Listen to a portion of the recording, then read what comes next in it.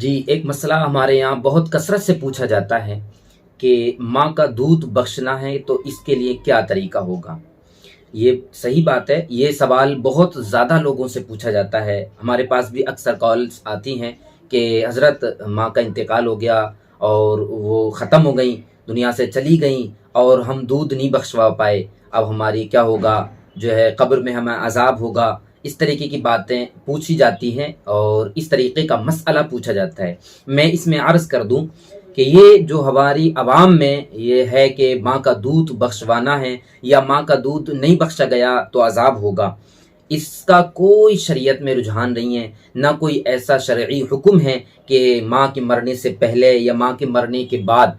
ماں سے دودھ بخشوا لیا جائے۔ اچھا، یہ بات سمجھ میں بھی نہیں آتی ہے کہ مان لیجیے ماں کا انتقال ہو گیا تو اب آپ اس سے کیسے بخشوائیں گے؟ ماں جنازہ تیار ہے یا وہ میت کی چارپائی پر لیٹی ہوئی ہے یا غسل سے پہلے وہ لیٹی ہوتی ہے، تو کیا آپ اس سے کہیں گے کہ میرا دودھ بخش دو؟ اچھا، کچھ لوگوں کو سننے میں بھی آیا ہے کہ کچھ لوگ وہاں چارپائی کے کنارے بیٹھ جاتے ہیں اور کہتے ہیں ماں دودھ بخش دے۔ اب وہ کیا کیا بخشے گی؟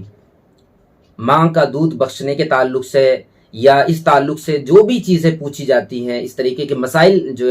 دریافت کیے جاتے ہیں، ایسا کوئی مسئلہ نہیں ہے۔ ہاں، ماں باپ کا ہمارے اوپر بہت بڑا احسان ہے، انہوں نے ہمیں بچپن سے کھلایا پلایا، ماں نے جنم دیا، باپ نے ہمیں انگلی پکڑ کر چلایا، اپنا پسینہ خون کی صورت میں بہایا، ان کے احسانات ہم کبھی ادا نہیں کر سکتے۔ اب جو دودھ ماں نے پلایا تو اب اس کا بخشنے کا کوئی حکم، کوئی مسئلہ، کوئی شرعی فرمان اللہ رب العزت کی طرف سے قرآن میں احادیث میں کہیں کچھ نہیں ہے۔ یہ سب عوامی رجحان ہے کہ وہ ماں کا دودھ بخشنا، اس تعلق سے کوئی مسئلہ نہیں ہے اور اس چیز کو عوام میں نہ پھیلایا جائے، بلکہ اگر صحیح مسئلہ میں معلوم ہو جائے تو اپنے بچوں کو یا جو بھی لوگ اس تعلق سے اس طریقے کی باتیں کرتے ہیں ان تک یہ بات ضرور پہنچا دی جائے، کیونکہ اس تعلق سے کوئی مسئلہ ایسا نہیں ہے۔ کیونکہ آنے والے وقت میں اگر ہم نہیں بتائیں گے تو پھر ہمارے بچے، آنے والی نسلیں وہ اسی میں جو ہے رہیں گی اور آنے والی نسلیں اسی کو اپنے سمجھتی رہیں گی کہ یہ ضروری مسئلہ ہے۔